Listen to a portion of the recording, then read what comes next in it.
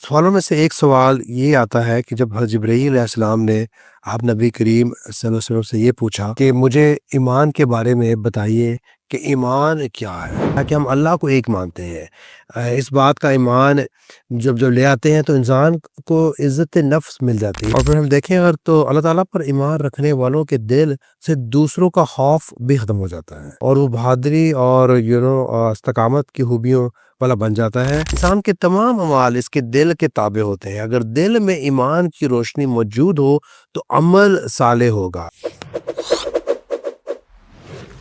आप नबी करीम सल्लल्लाहु अलैहि वसल्लम ने इरशाद फरमाया कि जो कोई शहादत दे कि अल्लाह के सिवा कोई इबादत व बंदगी के लायक नहीं है और मोहम्मद सल्लल्लाहु अलैहि वसल्लम इसके रसूल हैं, तो अल्लाह ने इस शख्स पर दोज़ख की आग हराम कर दी है। सुभान अल्लाह।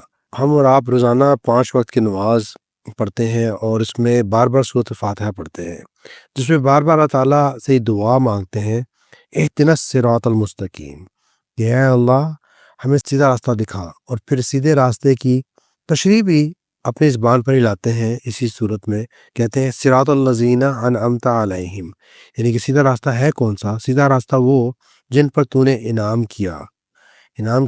मालूम हुआ कि हमें सिरातुल मुस्तकीम को तलाश करने के लिए इन लोगों के बारे में आगाही हासिल करनी होगी कि जो लोग सीधे रास्ते पर थे और आपने उनको इनाम से नवाजा, तो हमें भी वो रास्ता दिखाएं और उस पर चलाएं।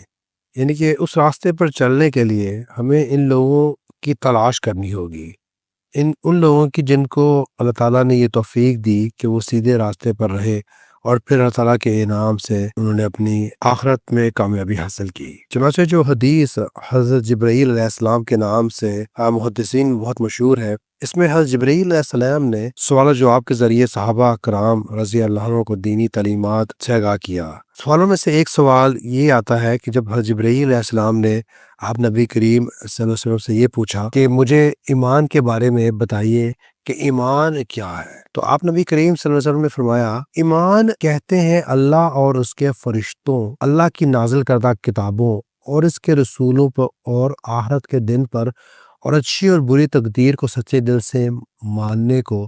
अगर इनमें से एक चीज़ के बारे में भी ईमान ना हो तो वो शख्स मोमिन ही नहीं। यानी कि वो अल्लाह को मानेगा, फरिश्तों को मानेगा, अल्लाह की नाज़िल की हुई किताबों पर को मानेगा और रसूलों को मानेगा, आखिरत पर, क़यामत को पर यकीन करेगा और तकदीर को सच्चे दिल से मानेगा कि तकदीर अल्लाह की बनाई हुई है। ये सब चीज़ें देखें, आप गौर करें तो ये सब चीज़ें जो है अल्लाह की किताब तो नज़र आ रही है हमें, उनके अलावा बाकी की चीज़ें नज़र नहीं आ रही। हमें अल्लाह नज़र नहीं आते, अल्लाह के फरिश्ते नज़र नहीं आते, आखिरत नज़र नहीं आती, मरने के बाद क्या होगा हमें नहीं पता।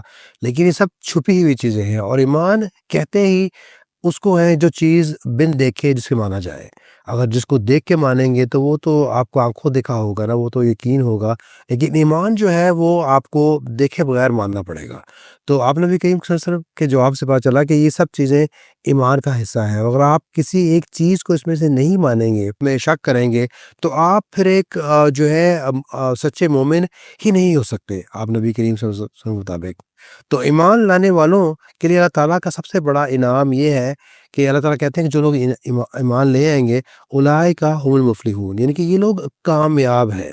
किसी भी इंसान के लिए आखिरत में कामयाब होने से बड़ा इनाम और कुछ नहीं हो सकता, क्योंकि आखिरत की ज़िंदगी अबदी है, हमेशा रहेगी, जो कभी ख़त्म नहीं होगी। दुनिया की ज़िंदगी वहाँ जाके आखिरत में ऐसे ही लगेगा जैसे हम कुछ चंद दिन, चंद घंटे, कुछ टाइम रहे हैं, क्योंकि अपना पिछला कल, गुज़रा हुआ कल देखें। अगर आपकी एज उम्र 20, 30, 40, 50 साल है, आप पीछे जब देखते हैं तो आपको पूरा का पूरा अपना life time flash of a second नज़र आता है कि आप उस एज में क्या कर रहे थे, उस एज में क्या कर रहे थे। गोया जो वक़्त गुज़र जाता है, उसकी अहमियत ख़त्म हो जाती है और वो ख़त्म होने के साथ-साथ उसकी कोई वैल्यू नहीं रहती, तो वैल्यूलेस लाइफ रहती है। तो ज़िंदगी में इंसान की वैल्यूलेस है, लेकिन असल चीज़ आखिरत है, क्योंकि वो वक़्त कभी ख़त्म होगा ही नहीं और वो हमेशा के लिए रहेगा। तो गोया ईमान से आखिरत तो बनती ही बनती है, لیکن اللہ تعالیٰ نے اپنے خاص رحم سے دنیا میں بھی ان لوگوں پر جو پکے ایمان پر ہیں بہت سے انعام رکھے ہیں۔ اور ہم ایمان کے 5 جو جزء ہیں ان پہ دیکھیں تو ہر ایمان کے ایک جو پلر پر ہے اس کے الگ الگ فائدے ہمیں نظر آتے ہیں۔ اگر ہم پہلی عقیدہ توحید پر آ جائیں تو عقیدہ توحید کیا ہے کہ ہم اللہ کو ایک مانتے ہیں۔ اس بات کا ایمان جب لے آتے ہیں تو انسان کو عزت نفس مل جاتی ہے۔ انسان جب یہ یقین کر لیتا ہے کہ اس کا خالق اور مالک اللہ ہے، وہی طاقت کا سرچشمہ ہے اور وہی قادر مطلق ہے، تو اس بات پر ایمان لانے کے بعد انسان صرف اللہ کے سامنے جھکتا ہے اور اسی سے بس ڈرتا ہے۔ اب اسی کے آگے سر جھکائے گا اور کسی پتھر، گائے ماتا اور کسی ایسی چیز کو نہیں مانے گا، ان سب چیزوں سے باہر نکل آئے گا، گویا کہ وہ آزاد ہو جائے گا، صرف اللہ کا بندہ بن کے رہے گا۔ اور جو اللہ کا بندہ نہیں ہے وہ دیکھتے ہیں کہ وہ طرح طرح کے، کوئی سورج کے پجاری ہیں، کوئی آگ کے پجاری ہیں، کوئی گائے کے پجاری ہیں، کوئی بتوں کے پجاری ہیں، انہوں نے مختلف چیزوں کے مختلف خدا بنا رکھے ہیں، گویا ان سب کے غلام بنے بیٹھے ہیں جو کہ ان کے کوئی کام نہیں آئیں گے۔ تو گویا اللہ پر ایمان رکھنے کے بعد انسان کو یہ پختہ یقین ہو جاتا ہے کہ جو کچھ اس کے پاس ہے اللہ کی طرف سے ہے، اور جو کچھ نہیں ہے وہ بھی اللہ کی طرف سے ہے۔ جو ہو رہا ہے اللہ کے حکم کے مطابق ہو رہا ہے، اور اس کا کچھ برا ہوتا ہے تو اس کو اطمینان رہتا ہے کہ اللہ ہی کی طرف سے ہے، اور جس اللہ تعالیٰ نے یہ پریشانی یا مشکل دی ہے، اللہ تعالیٰ قدرت رکھتا ہے کہ اس سے بڑی پریشانی اس کو دے سکتا ہے، تو ایک اطمینان انسان سیٹسفائی ہو جاتا ہے۔ اب بہت سارے نان مسلم سے جب ہم بات کرتے ہیں امریکہ میں کہیں اور پر، سب سے بڑا مسئلہ ان کو یہ ہوتا ہے کہ میرے ساتھ ہی کیوں ہوا ہے، یہ مسئلہ میرے ساتھ ہی کیوں ہوا ہے، میں نے سب کچھ ٹھیک کیا ہے۔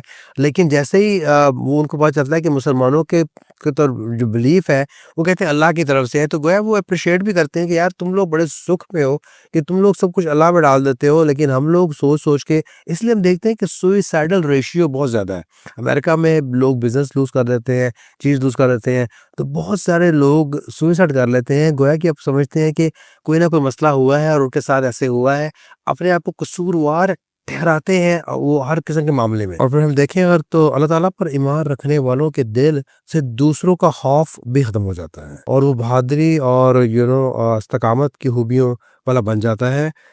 بدر کی لڑائی لے لیں آپ، یا حنین و خندق کی، تو ہر مومن کا ایمان ہوتا ہے کہ تمام ظاہر پوشیدہ باتوں کا اللہ کو پتہ ہے۔ انسان جان لیتا ہے کہ میں اگر چھپ کر بھی کوئی گناہ کروں گا تو اللہ تعالیٰ اس کو دیکھ رہے ہیں، اللہ تعالیٰ جانتے ہیں۔ تو اس سوچ کے ساتھ، اس ایمان کے ساتھ اس کا تقوی جو ہے اسٹرانگ ہو جاتا ہے، اور وہ obviously گناہ سے خود بچتا ہے کہ اور کوئی دیکھے نہ دیکھے، اللہ تعالیٰ تو دیکھ رہے ہیں۔ جب ایسی سوچ معاشرے میں آتی ہے تو معاشرہ ڈیفینیٹلی ایک صحیح سمت پہ چلتا ہے اور لوگوں کے اعمال درست ہونے لگ جاتے ہیں۔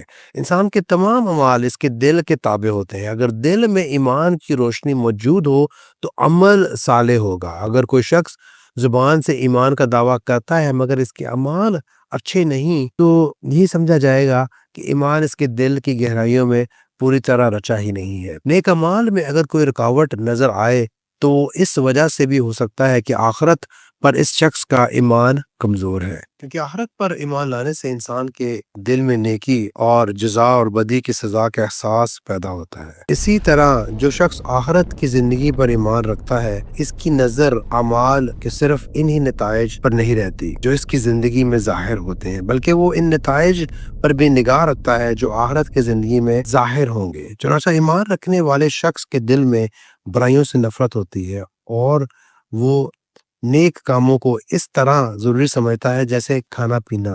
یہ تمام خوبیاں دنیا میں انسان کو بطور انعام اس وقت ملتی ہیں جب یہ شخص ایمان لاتا ہے اور پھر ایمان لانے کے تقاضے پورے کرتا ہے، اور ان تمام خوبیوں اور انعامات کی بدولت آخرت میں فلاح و کامیابی کا حقدار بن جاتا ہے، اور یہی ہر انسان کی سب سے بڑی تمنا اور آرزو ہے۔ اللہ رب العزت ہمیں اپنے ایمان کو مضبوط بنانے کے ساتھ اس پر مرتب ہونے والے انعامات سے سرفراز فرمائے، اور ہم سب کا خاتمہ ایمان پر فرمائے، آمین۔